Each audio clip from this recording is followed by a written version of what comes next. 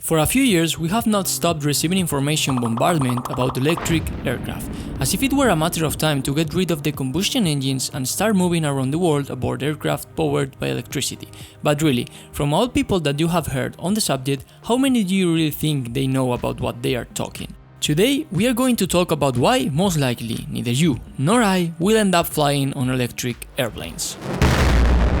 This is not a criticism of electric aircraft. On the contrary, I fully support this technology. However, it seems that there is a general interest for people to believe that this technology is about to arrive, when actually it is years away. At the beginning of August, a new report came out from the IPCC, where it began by saying, and I quote, "It is unequivocal that human influence has warmed the atmosphere."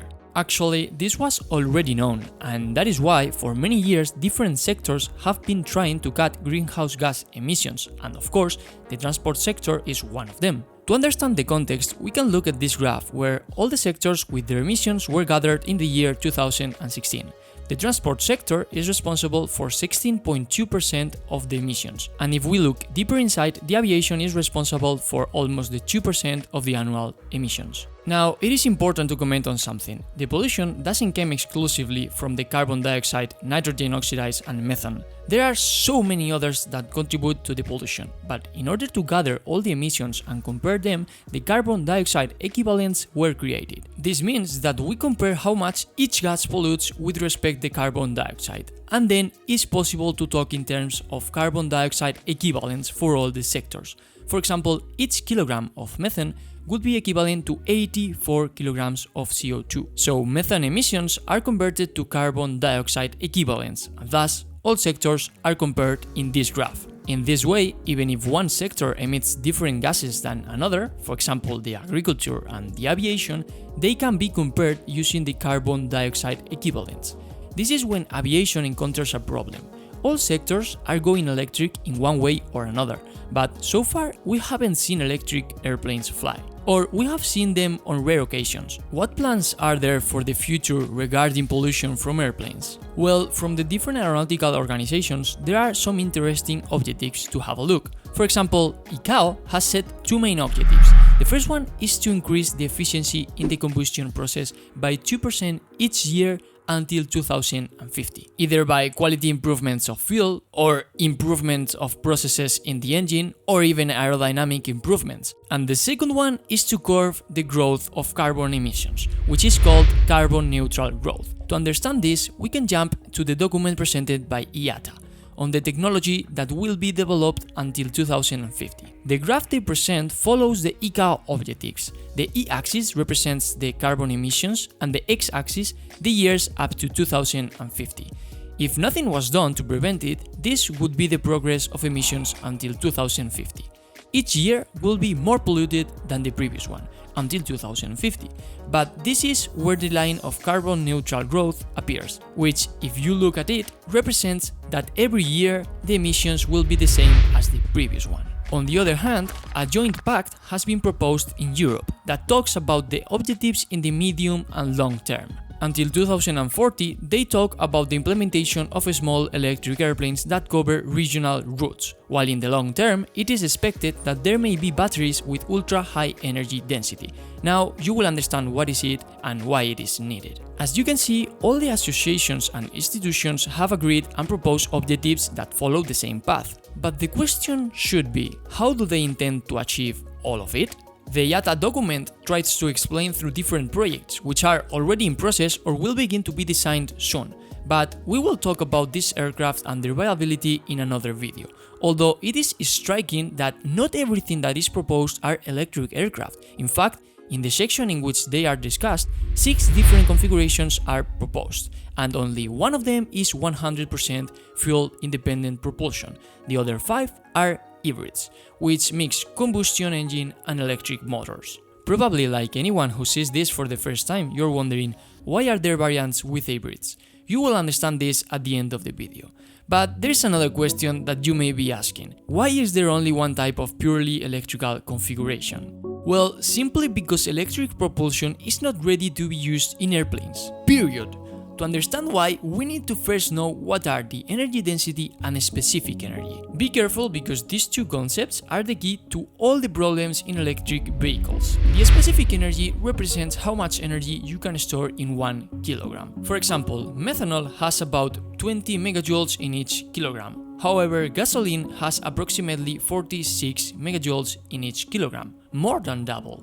This is interesting because an airplane has to lift the weight, so it is important that the specific energy is as high as possible. And on the other hand, we have the energy density, which is something similar but with the volume. It represents how much energy each fuel contains in 1 liter.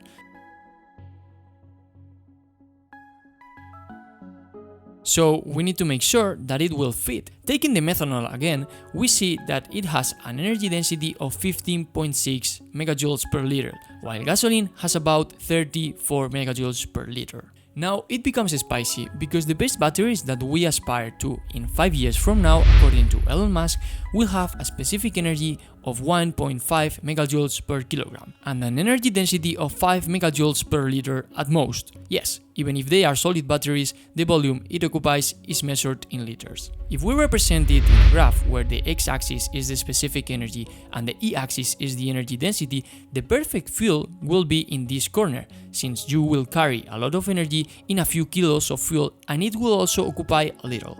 In this area of here, you will have a lot of energy for each kilogram, but you will have to carry many liters of fuel, which is bad because it takes up space in the aircraft. While in this other corner, you will carry a few liters, but it will weigh so many kilograms. And this is more or less what happens with batteries. If we represent them on the graph, they will be around here. But the problem is understood by itself when we put in this graph the kerosene, the fuel used by airplanes. As we can see, it is too superior to batteries.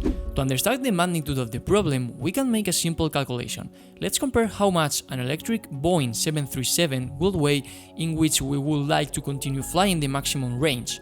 That will be achieved by taking the maximum fuel that the plane can carry, seeing how much energy that is, and seeing how many kilograms of batteries will be necessary to obtain that energy. It is a merely illustrative calculation since the engine would radically change, so the weight of them too. Many systems will disappear and new ones would appear. But let's assume that everything else is kept the same and the only change is the fuel for batteries. A Boeing 737 can load a maximum of 25,000 liters of kerosene, which, operating with the specific energy and energy density values, are about 19,000 kilograms of fuel. That same amount of energy obtained in today's batteries will be 583,000 kilograms, 30 times more weight than carrying fuel. That would mean that the batteries weigh 13 times more than the entire airplane. And it will take all that huge volume, as you can see here. Yeah, you see where is the problem, right?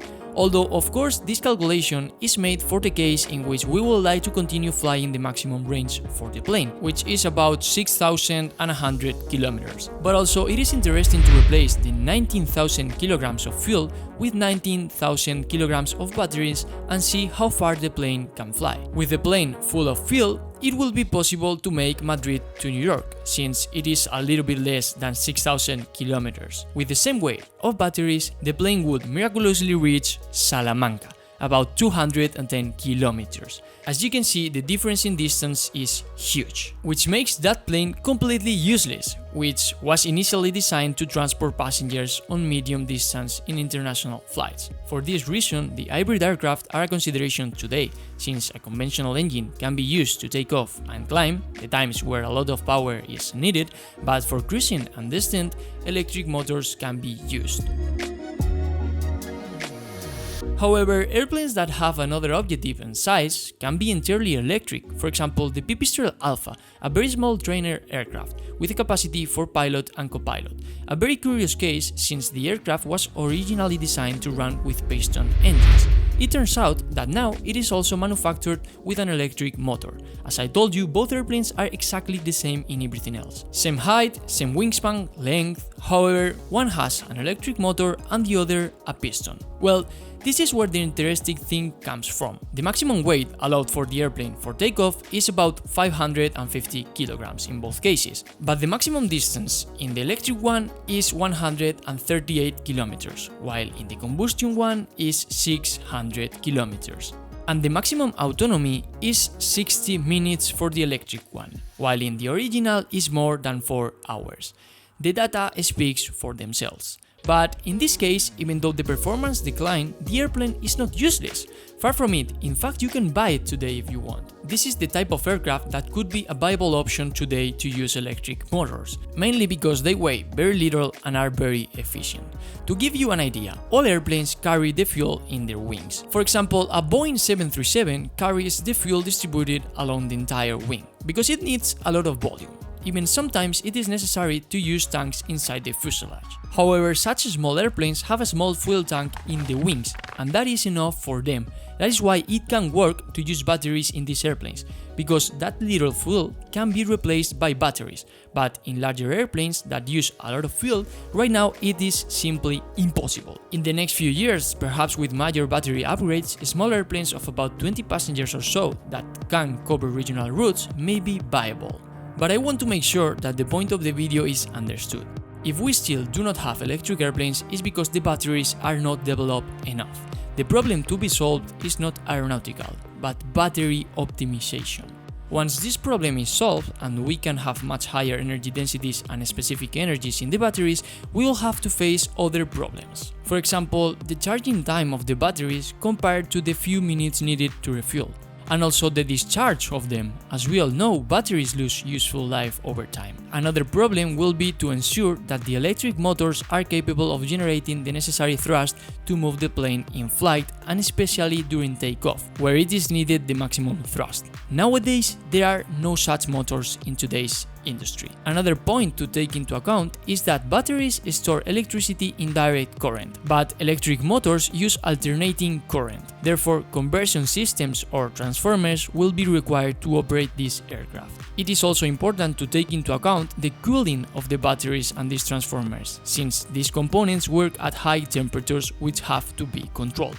All these systems will be new compared to today's industry, and until we solve the problem of the batteries, it is not essential to solve all these problems. But until that moment, which is not expected to be before 2035, it is most likely that the decrease in emissions will not come from electric airplanes, but from very optimized airplanes, either because the engines are very efficient, as for example the open rotor engines, or by extremely optimized aerodynamics, as for example in the Boeing 777X. But now is where the really important thing to understand comes. A vehicle being electric doesn't mean that it doesn't pollute. Even if the engine does not emit greenhouse gases, that energy must have been obtained in some way. And today, very few countries obtain most of their electricity from renewable energies. Then, in the United States, for example, most likely to charge the battery of an electric airplane, the electricity would have been generated in a combustion plant. So, as you can see, it would not make any sense. Although it must be said that all countries are going to increase their sources of renewable energy, so this change is really taking place. Something that particularly strikes me is the strong social pressure on electric aviation, when by far it is the most complicated sector to change, although it is true that this is a change that we all know is going to end up happening.